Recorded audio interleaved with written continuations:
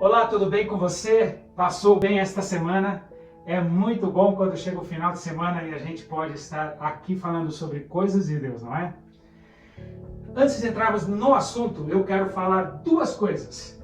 A primeira, faz uma busca pelo meu nome nas redes sociais, Júnior Prato ou Ministério Adriano Júnior Prato, e se inscreva em nossos canais para você não perder nenhuma atualização que a gente coloca lá.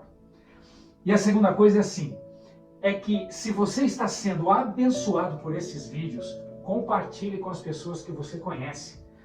Tem tanta gente precisando de ouvir sobre Jesus. Faça o bem a essas pessoas. Compartilhe esses vídeos, ok? Mas entrando no assunto que nós vamos falar hoje, você sabe a verdade sobre os anjos? Tem um montão de gente que não tem noção do que são anjos. De onde eles vêm, para onde eles vão e por que eles foram criados. Algumas pessoas acham que eles simplesmente são aquelas estatuetas que enfeitam as estantes de casa.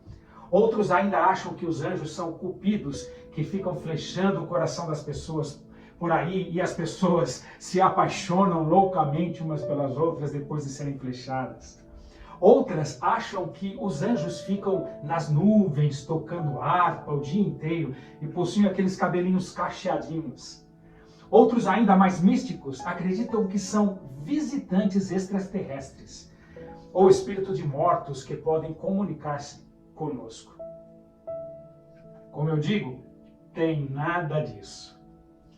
Você sabe a verdade sobre os anjos? Abra sua Bíblia em Colossenses 1,16 e vamos ver o que a palavra de Deus fala. E o importante é que eu vou colocar as passagens para você ir lendo e conferindo aqui, tá bom? Porque não vai dar tempo de a gente ler todas estas passagens. Colossenses 1,16 diz assim, preste atenção. Pois nele, Cristo, foram criadas todas as coisas nos céus e na terra, as visíveis e as invisíveis, sejam tronos, sejam soberanias, sejam potestades ou autoridades. Todas as coisas foram criadas por ele e para ele. Não há muitos dados na Bíblia sobre a hierarquia dos anjos. Mas as informações que temos é que há diferentes classes e tipos de anjos. Alguns nomes são querubins, serafins, arcanjos, e podemos assumir que existe provavelmente uma hierarquia dentro destas categorias ou classes. E que também, à luz da Bíblia, existem anjos bons e anjos maus. E esses também possuem suas hierarquias ou suas organizações. Ao ler o texto de Colossenses 1,16, nós percebemos algumas coisas. Nós percebemos algumas classificações como tronos, como dominações, como principados, como potestades e também algumas funções específicas atribuídas a esses anjos. Por exemplo, a classificação de tronos. A origem grega desta palavra vem de tronoi. Eu não sou aqui especialista em grego, por isso eu vou abrasileirar um pouco estas palavras em grego, ok? Mas a origem grega da palavra tronos vem de tronoi, que significa algo como uma classe de anjos conectados à soberania do Senhor. Talvez os querubins fizessem parte dessa classe. Se você ler estes textos bíblicos que eu coloquei, você vai perceber a classificação tronos e o tipo de anjo, nesse caso querubins, destinado a esta tarefa específica. E você pode ver aqui em 1 Samuel 4,4, Salmos 80 no versículo 1 e também aqui em Salmos 99 no versículo 1. Querem ver? Outra classificação é a de dominações. O termo grego kurióter nos revela um significado de soberania, dominação. Estes seriam anjos com tarefas especiais dadas pelo Senhor de dominar aquilo que o próprio Deus criou. Executam ordens diretamente de Deus. Você pode ver lá em Efésios, no capítulo 1, no versículo 21. Outra classificação ainda são os principados. Vem do termo grego archai. Traz um significado de anjos que têm poder de príncipes na hierarquia.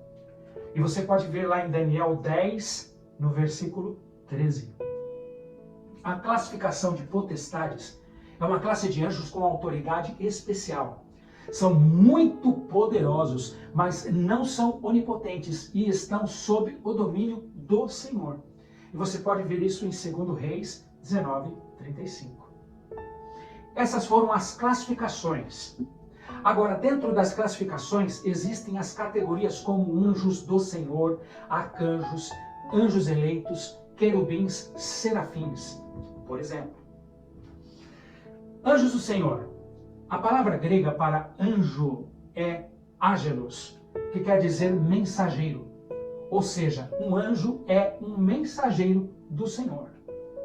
Arcanjo é considerado um tipo de chefe angelical. A expressão arque na frente do nome significa chefe, príncipe ou primeiro-ministro. A Bíblia nos mostra somente um arcanjo, que é Miguel, e está lá em Judas, no capítulo 1, versículo 9. E o seu nome se traduz por quem é semelhante a Deus. Miguel aparece como comandante dos exércitos celestiais contra Satanás e seus anjos. Daniel 12:1 enfatiza que neste tempo se levantará Miguel, ou seja, Jesus, o grande príncipe, para lutar contra o próprio Satanás. Já em Daniel 9:25, confirmando isso que eu disse, o texto refere-se ao ungido, que é Cristo, como sendo o príncipe. Gabriel, seu nome significa o poderoso. Aparentemente, tudo indica que ele seja de uma classe de anjos muito elevada, mas não podemos considerá-lo um arcanjo. Gabriel está sempre na presença de Deus e tem a responsabilidade de levar mensagens de grande importância. Você pode ler lá em Daniel 8, 16 e 17. E anjos eleitos? São aqueles que permaneceram fiéis durante a rebelião de Satanás. E você pode ver em 1 Timóteo 5, no versículo 21. Querubins. No hebraico, querubim vem de queruv, significa guardar, cobrir ou proteger. Em Êxodo 25, 17 até o versículo 22, você pode conferir também. Serafins, derivada da palavra hebraica saraf, que significa ardente, brilhante. E entendemos que a função desta classe é louvar, glorificar o Senhor em seu trono. Você pode ver isso em Isaías 6, de 1 a 3. Agora, existem também as classificações e as hierarquias dos anjos maus de Satanás. Um ex-satanista chamado Roger Morneau, que se converteu ao cristianismo, especificamente para a Igreja Adventista, revela em seu livro Viagem ao Sobrenatural como essa organização funciona. O satanismo funciona. Ele diz que os anjos de Satanás são divididos em 3 grupos: espíritos amigos, guerreiros e os opressores. Os espíritos amigos são possuidores de grande intelecto e têm a capacidade de personificar os mortos. Na verdade, eles têm um imenso prazer de aparecer como supostos espíritos de entes queridos que já faleceram, e sua especialidade é trabalhar no mundo religioso, introduzindo erros antigos e novos quando necessário. Os guerreiros se concentram em semear a discórdia nas famílias e desentendimento entre amigos, parentes e vizinhos. Tais espíritos adoram criar atrito entre as raças e os diferentes segmentos da sociedade. É aqueles que têm a melhor folha de serviço em provocar separação entre as pessoas, enchendo-as de ódio. Eles têm a tarefa de provocar guerras entre as nações. São esses os escolhidos. Já os opressores, que é a última classe, são aqueles que encontram prazer em produzir miséria e destruição entre os seres humanos. São aqueles que fazem possessões. Eles entram nas pessoas fazendo-as sofrer com alto flagelo, mudança de voz e estranhas feições. Esses sofreram algum tipo de esgotamento mental quando foram expulsos do céu, jamais tendo se recuperado desta angústia. Odeiam amargamente o Criador e acham que a única forma de se vingar dele é destruindo a vida dos que foram feitos à sua imagem. E por que os anjos originalmente foram criados? Eu vou lhe responder. Os anjos foram criados para nos ajudar em todos os sentidos. Esta era e é a tarefa primária de cada anjo criado por Deus. Infelizmente, Lúcifer, um anjo muito especial, teve inveja de Cristo e a Bíblia diz que ele quis ser semelhante a Deus. Isaías 14, 12 até o versículo 15 diz assim: como você caiu do céu, ó estrela da manhã, filho da alvorada. Como foi atirado à terra, você que derrubava as nações. Você dizia em seu coração: subirei aos céus, erguerei o meu trono acima das estrelas de Deus, e me assentarei no monte da Assembleia, no ponto mais elevado do Monte Santo. Subirei mais alto que as mais altas nuvens, e serei semelhante ao Altíssimo. Com seu nome mudado para Satanás, que quer dizer acusador de seus irmãos, Lúcifer dissemina ódio e destruição no meio daqueles que foram criados com tanto amor por nosso Deus. No princípio, ele fez com que o homem errasse. Lembram quando Adão e Eva comeram o fruto?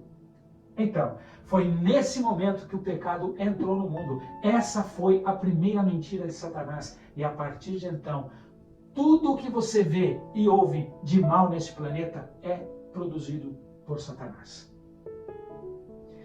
Cristo veio, morreu por nós para nos dar uma chance de salvação. Mas muitos desavisados se perderão por darem ouvidos aos enganos de Satanás. Ele possui uma organização de anjos empenhados para isso.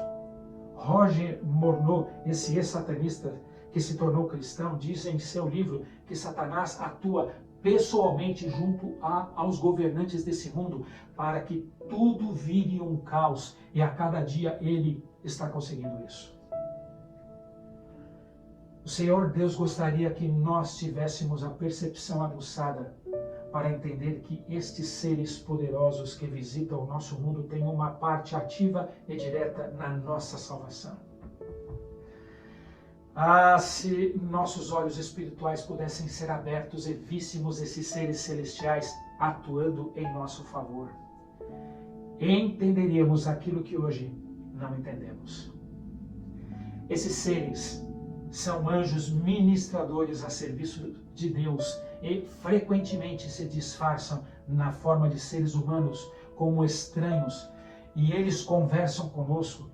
E eles estão empenhados na obra de Deus sem sabermos quem são.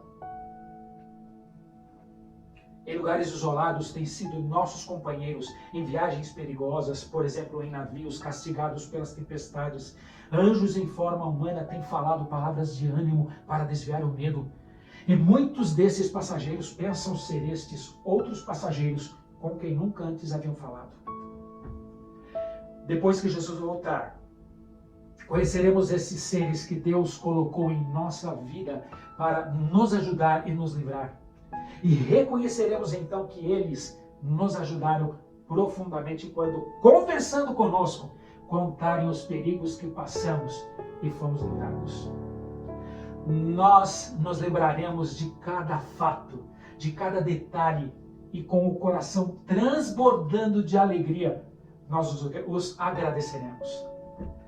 Todos os salvos entenderão o serviço dos anjos em sua própria vida.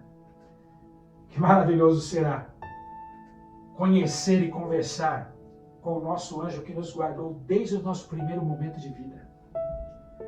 Aqueles que morreram ressuscitarão e serão cumprimentados, chamados pelos seus anjos ao saírem de suas sepulturas. Serão levados por estes grandes amigos de vida até encontrar com Jesus nos ares. E assim entenderemos que o nosso Deus nos amou tanto que providenciou proteção através do nosso anjo nossa vida inteira. O Deus Espírito Santo cumpriu o papel junto à humanidade de nos convencer do pecado, da justiça e do juízo, e os anjos de nos proteger. Você não deve orar ao seu anjo porque eles não são Deus. Eles são nossos conservos, como diz a Bíblia em Apocalipse 19:10. E a adoração é dada somente a Deus e a anjo nenhum. Mas você pode agradecer a Deus pela existência do seu anjo em sua vida. Lembre-se e nunca se esqueça do que eu vou te dizer agora. O anjo do Senhor acampa-se ao redor dos que o temem e os livra. Provai e vede que o Senhor é bom. Feliz o homem que nele confia. Vamos orar?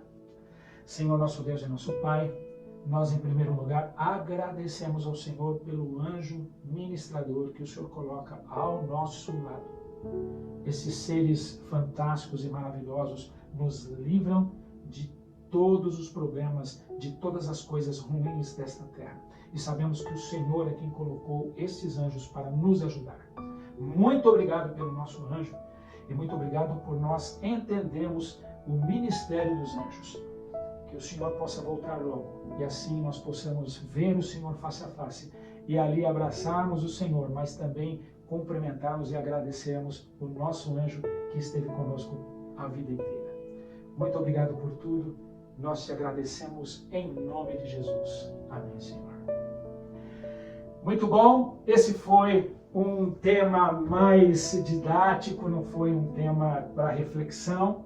Para você ter uma ideia do verdadeiro ministério dos anjos, que você possa ter gostado desse vídeo, que ele possa fazer bem ao seu coração também, que você compartilhe com as pessoas, que as pessoas possam entender também o ministério dos anjos, a verdade sobre os anjos, que você faça o seu papel nessa parte de proclamar o Evangelho, tá bom? Fica com Deus, uma ótima semana para você. Mais uma vez eu volto a dizer, semana que vem nós estamos juntos com mais um tema bem bacana para você, tá bom? Um beijo no seu coração. Tchau, tchau.